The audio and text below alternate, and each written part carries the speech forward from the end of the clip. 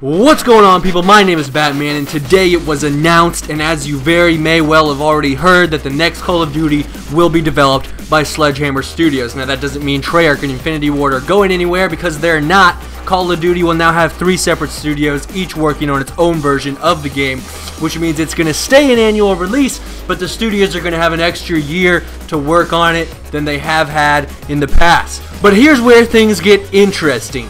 It's very possible that the next Call of Duty will be a third-person tactical shooter. I swear I'm not pulling this out of my ass, people. Hear me out, and you decide for yourself. So first of all, Sledgehammer Games' main claim to fame is Dead Space. These are the guys originally behind the entire Dead Space franchise. For those of you who haven't played it, it's a third-person shooter, and it's a very, very entertaining one at that. Now, they're not brand new to Call of Duty either. These are the guys that stepped in and assisted what was left of Infinity Ward with Modern Warfare 3 after the huge Zampella West lawsuit fiasco where the majority of the original IW quit in protest. However, that was not their original Call of Duty project, and in fact, that was not the original reason that they were brought into the Call of Duty franchise by Activision. Originally, Activision brought them in to develop a third-person action-adventure tactical Call of Duty shooter.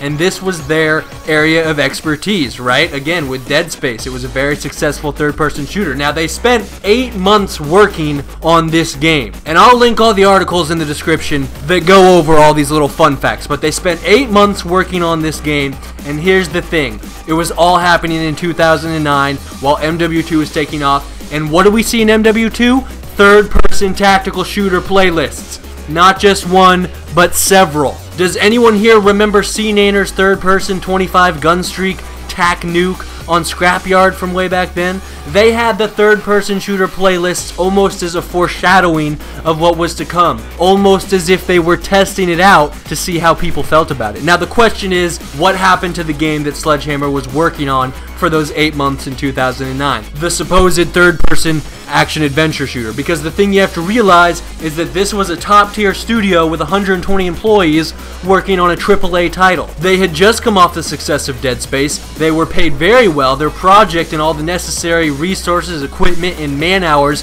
put into that project over the course of 8 months probably added up to a very hefty sum of financial capital. That's a lot of money to put into a project just to ditch it in the end. And they had to leave it behind to work on MW3, but what's to stop them from picking it back up again after MW3 was finished?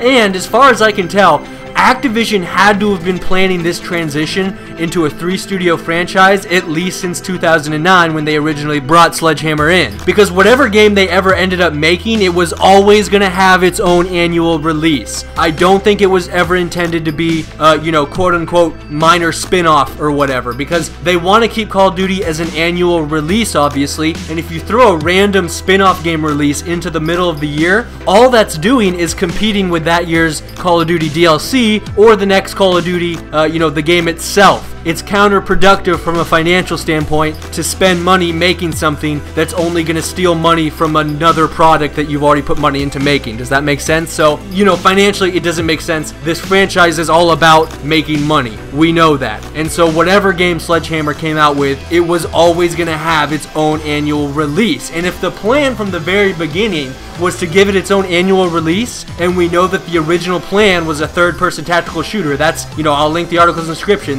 they said so themselves, then we know that Activision was at one point ready to dedicate an annual release, an entire year, to the third-person format, and suddenly it doesn't seem that crazy of a notion that maybe this year's annual release will be in third person as well. And these are my thoughts concerning this particular issue. Please remember to rate the video, thumbs up for bald pussy, thumbs down for that hairy pussy. Ain't nobody gonna blame you. We all got our personal preferences. Am I right, people? May the force guide you. This is Batman, signing out.